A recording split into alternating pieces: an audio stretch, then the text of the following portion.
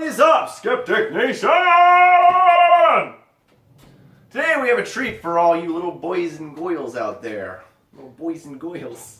We are happy to bring you Jenn, aka Skepo, who will be joining us for an exclusive interview. That's right, you heard it, exclusive. She is a voice of reason that tackles the progressive narrative, the realities of Islam, and the not-so-surprisingly innocent Mormon Church of Latter-day Saints. She also gives a helping hand to anyone she can that wants to speak up and bring common sense back to the marketplace of ideas. So join us, come with us on a magical journey with this beautiful activist. Hello? Hello? Hi. Hi. I have to click off. Is my camera on? Yeah.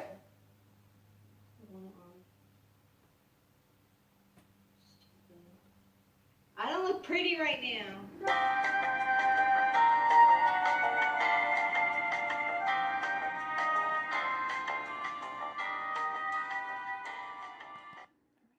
Me neither. Just kidding, I always look pretty. Alright. So, I remember the first time, literally for me, the first time that I ever heard the term shadow banning was when you were shadow banned. I think it was like a month ago-ish. So, what are your thoughts just generally on Twitter being super cucks and shadow banning people? I think Twitter's in the pocket of Saudi, and I don't know. You know, sometimes people do need to be shut up at if they're being abusive. Yeah. Or, you know, so it's kind of like a double-edged sword. I think they do it according to algorithm though, and or they have certain keywords that you can't use, or link to certain things. But in general, I'm against all forms of censorship, and that is obviously censorship. Mm-hmm. And it makes me angry, and I want to punch Twitter in the face. Agreed.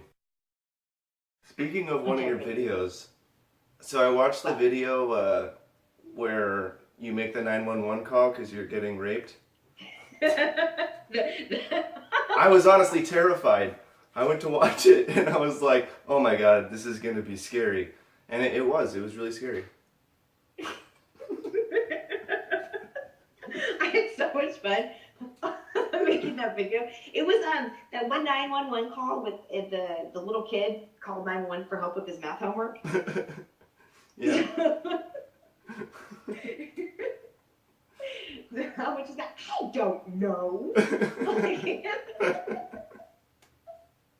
things like that, I don't want to stop making YouTube videos because if I just concentrated on silly things like that every now and again, I think it'd be fine. Mm-hmm. But I think I need to save the more serious things for podcasting and touching on, especially the ex-Muslim stuff.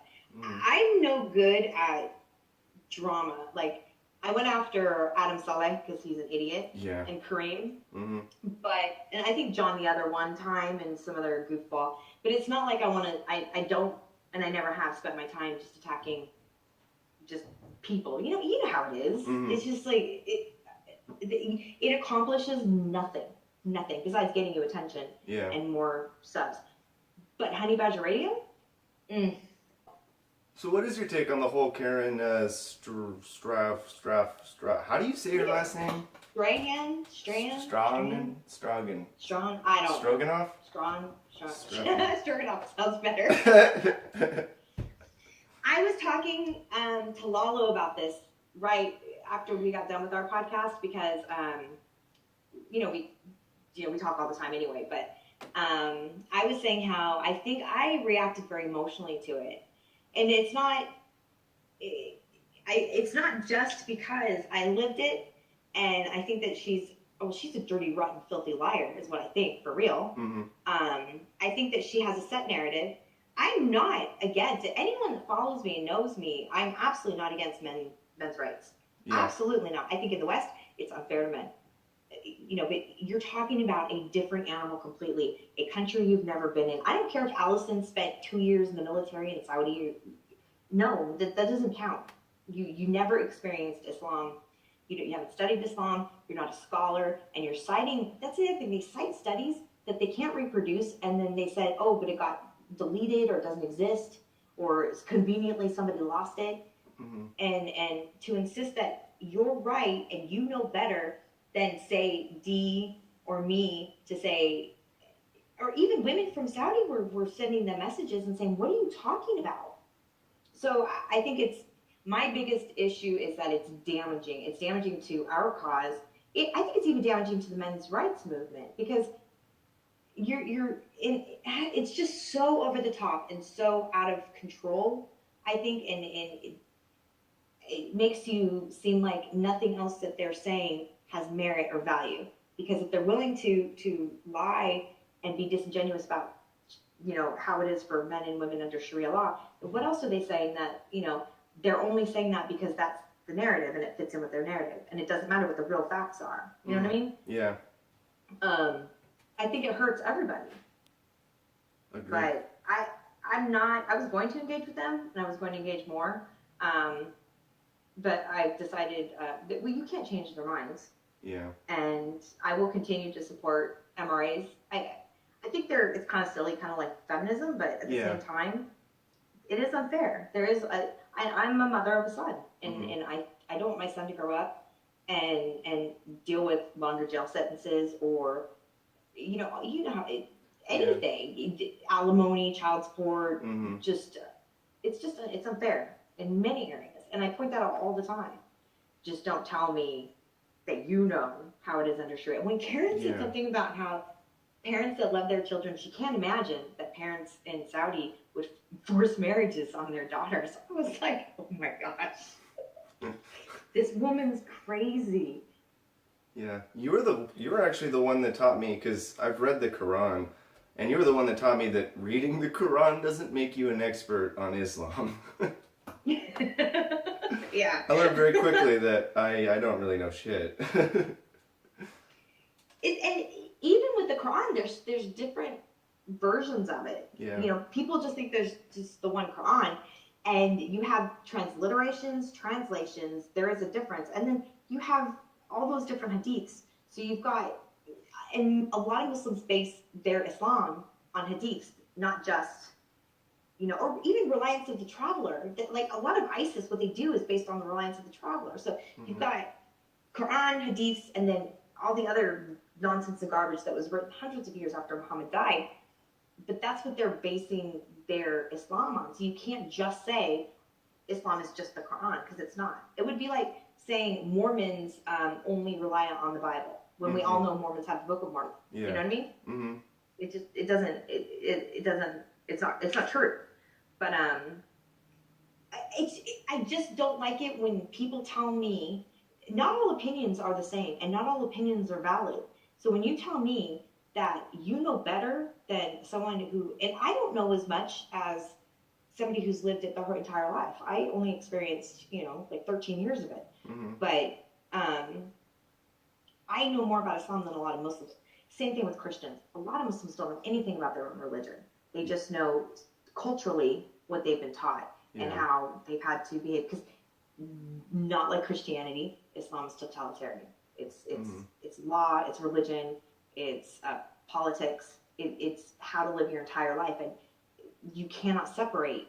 There's the church and state. You can't separate Islam from the government either in the way Islam is set up. So it's very different from Christianity, and I think people don't really understand that. Yeah, agreed. What's one of the worst things about being a Muslim? I think for me, I had an easier time like transitioning to Islam because of my upbringing as a Mormon. People kind of like, what? But it's just about lack of autonomy. As a woman, you're controlled so heavily in both religions that I would say probably the lack of freedom and autonomy and being able to make my own decisions, being forced to cover up. They say that the hijab is a choice. It's not. Women will convince themselves it's a choice because if you don't, you're going to go crazy, or you're going to spend your entire life angry. And coming to terms with the fact that you're controlled like that is terrifying. And to think that this is what Allah wanted for me. But honestly, I think it's the rules and not violence. I think it's more the lack of freedoms, for sure. Yeah.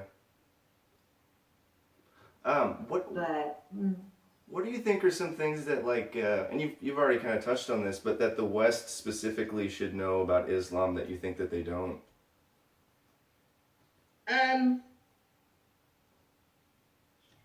definitely, you cannot look at the way life is in the West at all, not even a little bit. Even the Muslims in the West are very different than the Muslims overseas. It's a different everything. Although there are ones that are here that'll be the same. The West needs to understand that every Muslim will lie. You're taught from birth to lie. You're taught to lie to kuffars, anyone that's a non-believer. You're taught to lie to get people to convert to Islam, and main goal of Islam is to take over the world, and that the world needs to be Muslim. However that needs to happen, whether half the world needs to die for that to happen, the world will be Muslim. And so I don't think people in the West really, they think that they can live side by side with Muslims like other religions have done here, and it's absolutely not like that. Yes, Muslims in the West are slightly different. They're a little more, I wanted to say westernized, but that's kind of even that's kind of a misnomer. A lot of them, especially the younger generation that have been born here, are more extreme than their parents who came here and immigrated. I don't know why that is. I think maybe just the way the culture is, and a lot of it has to do with the mosques and the imams. But there is no living peacefully side by side with Muslims as a non-believer or as any other religion. It does not. It's not going to happen. It doesn't exist. And if you look around the world at where people have tried to make it happen, you have nothing but conflict and violence and murder and terrorism. Yeah. But really, there's a couple things. Muslims will lie no matter what. When they tell you that Islam is peaceful, that it's feminist, that, it's all about accepting, because in it, part of Islam, you're taught when you go to another culture, you're supposed to adapt to that culture, which is why the Muslims here are slightly different. But as soon as you get over to there, that's how it was for me and my situation. Like, it was real nice, real kind and loving and Western, and I thought, I could totally do this. So I converted. The second we got out of that situation and got into a different country and just around their people, it was like overnight different. My ex became very extreme over it took a little bit of time, but the change, I was expected to cover my face overnight. Just the way, all the rules, there's thousands of little tiny rules that you can't put the Quran on the floor. If you put the Quran on the floor, you are as good as saying the Quran is shit, basically. I didn't know that. So I put the Quran on the floor, like I would, I'm done reading a book, I just put it down really quick. I got the shit beat out of me for that. Oh, shit. I didn't know, And that all happened overnight. I was expected to know all of that. But that was only when we went over to other, it happened in the West too, in the UK, but it was only when we were amongst them. When we moved down to London and we lived amongst a lot of non-Muslims, things were slightly different. So it's it's interesting to me how they can change.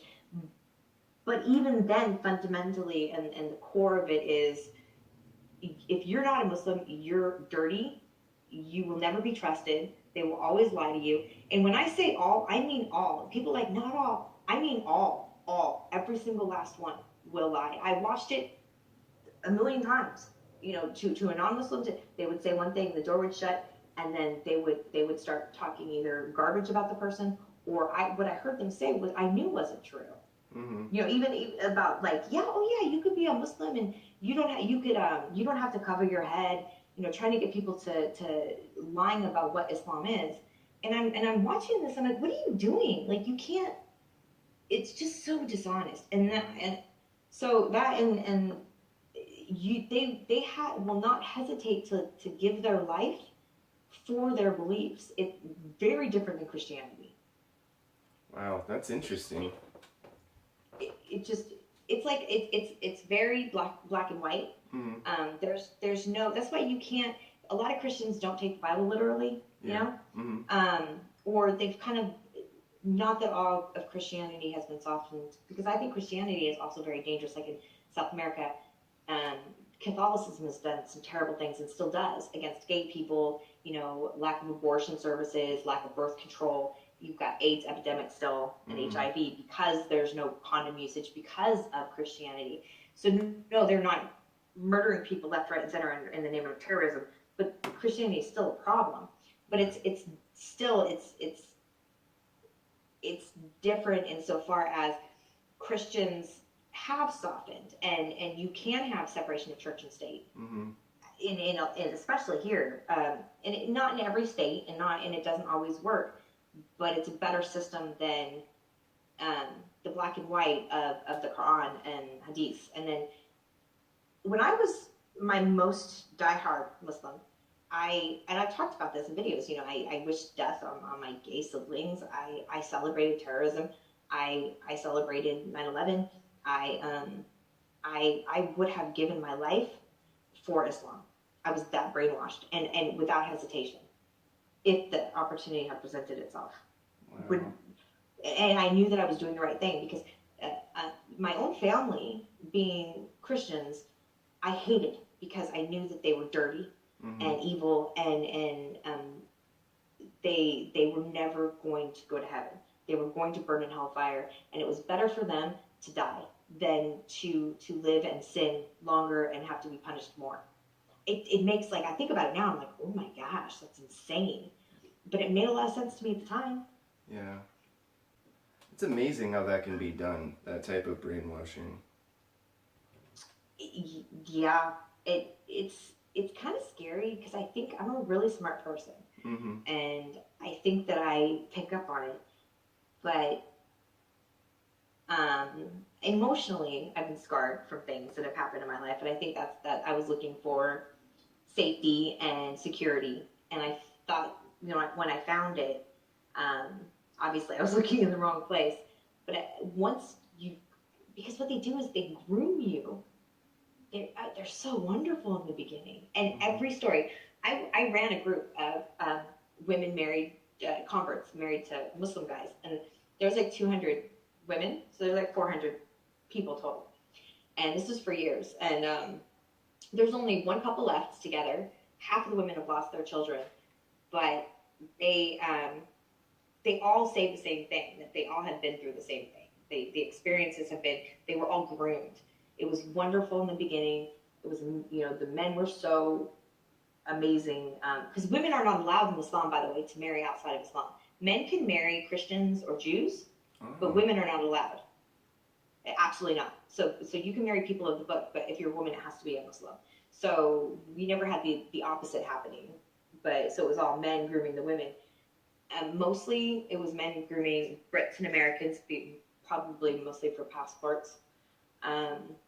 But then as soon as they got married, or as soon as a baby was born, or as soon as they went to the home country of the person they married or lived in amongst his family, it changed immediately to abusive. And not every guy was terrible. Not every guy beat up his wife. You know, there were some that it just was not a good match. Yeah. But there was no good outcomes. Just that one that I know of. And they are still happy in love, and she never, I mean, she converted, but she never really, really stayed heavy in the religion. He never forced her to cover her head or anything. And I've never been around a couple so in love, which is shocking. I have everyone. I never would have guessed that would be the couple that stayed together either. But good on them, you know? Yeah. Is there any, like, I have a hard time when I think about this trying to see any kind of solution to it.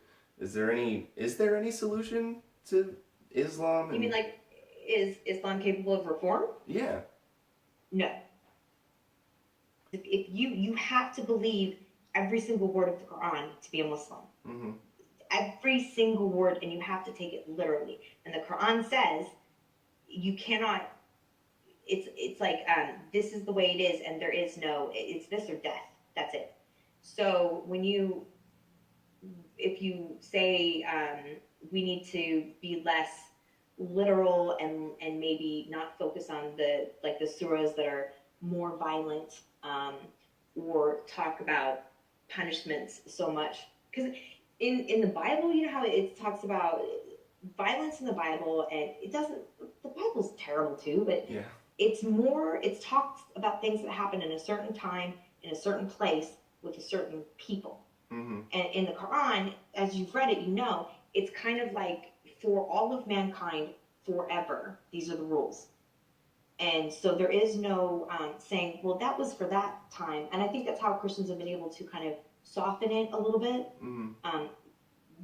That is not at all part of Islam. And that's why I mean that they're willing to die to protect the notion that Muhammad was a wonderful person, or to protect the sanctity of like the Quran. Because so Reformation, honestly, I only see war.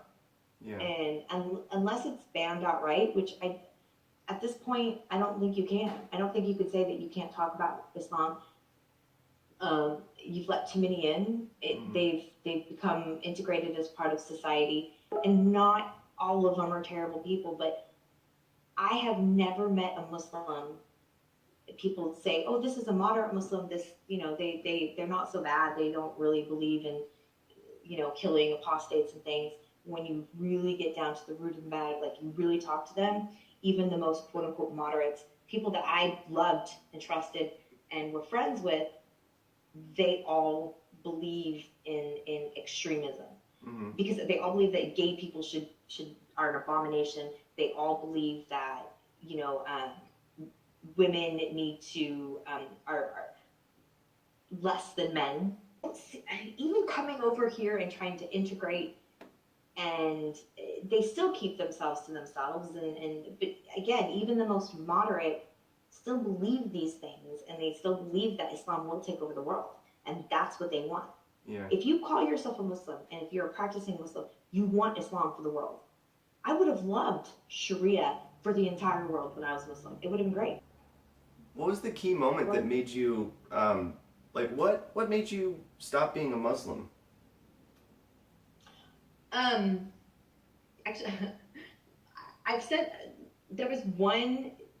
Usually in my life, like things have happened. It's been like a kick to the gut when I've discovered things. Like when I figured out the Mormon Church wasn't right, it was like a big kick to the gut, and it was almost immediate. Same thing with atheism. I had been studying a long time, but it was the way somebody said something to me. It was about 5 minutes, and not like I saw the walls crumble around me, and I'm just like, oh my gosh. Same thing with Islam. My son had made a big mess. He had poured like a 5-kilo bag of flour and sugar all over the living room. I had my house was 120 years old. It was beautiful. We had beautiful wooden floors. And so he poured it all over the sofas and the floor. And it was cream and sugar and flour. It was a gigantic mess. I had worked 16-hour shift. I came home, and I had gone upstairs, and he did this while I was upstairs really quick. My husband was supposed to be watching him. And I told him, he was like 3. I told him to clean it up. And he turned around, he looked at me, he said, "I don't have to. I'm a boy." And my ex shook his head and he said, "That's right, son." Oh. And my ex told me to go clean it up. And I did. Wow. And at that moment, while I'm cleaning it up, I'm like, I cannot have my son raised like this. The way my ex was, spoiled by his mother, because he was a boy. The girls had terrible lives. I couldn't do it. And I knew it wasn't that. And then, so I was like, I'm done. At that point, I wasn't sure that Islam wasn't true. I knew I was done with Islam. Mm-hmm. I did not know until I had already been a Muslim for 13 years. I'd studied Islam left, right, and center. I was told Aisha was 18 when they got married. And they consummated the marriage. She might have been 16, but I was never taught or told that she was 6. I read it in hadiths, but it was explained away to me that that, like, I didn't understand that she was just a baby. The way I read it in the hadiths, it was a different story. And then I was told that it was anti-Islam, it was made up, and it wasn't true. And I started studying with an imam, and he brought it up like it was something to be proud of. You know, look how wonderful Muhammad was. He took this little girl in as his wife, and it was his favorite wife, and she was 6, and they consummated it when she was 9. And it was explained to me that that was normal for the time period. And then I'm like, well, Muhammad, he was 45 years older than her. I am worshiping a child rapist. Like, what am I doing? It's obviously not. At the time, I was still religious, so I thought it was of demons and the devil. I was sure that Satan made it. Mm-hmm. So, you know, Muhammad was Satan powered or something. I don't know. And every Muslim on the face of the earth was Satan powered. Satan powered. Yeah. Okay. I saw your thingy. Oh yeah. The video on the catch up about, you know, everything that was going on. Mm-hmm. The last one. I hadn't seen that one, and I didn't even realize that I was mentioned in it until I watched it. I was like, oh. A lot of those answers that were coming in, that we were arguing and stuff, a lot of them, if I looked at them, I would have thrown my computer into the window. So I was trying to, like, answer. I didn't mute anybody, but I was trying to, like, look real quick, answer, and then stay away from it so that I wouldn't get so angry. Mm-hmm. And I realized when I react to something that emotionally, there's something else behind it. And obviously because of my background and everything else. But I really liked your approach, like the way, just the way it was mentioned and talked about. I thought it was really fair and really good. Thank you. So well done. Yay! I want to cut. Okay. That's my idea. So, 10%. I'll be fair.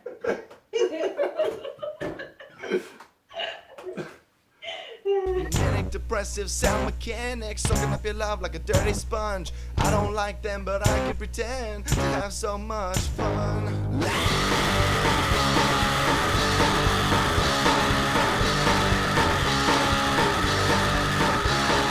Anti-social, lying commercial, beating on my head like a broken drum. I don't want them, but I can pretend to have so much fun.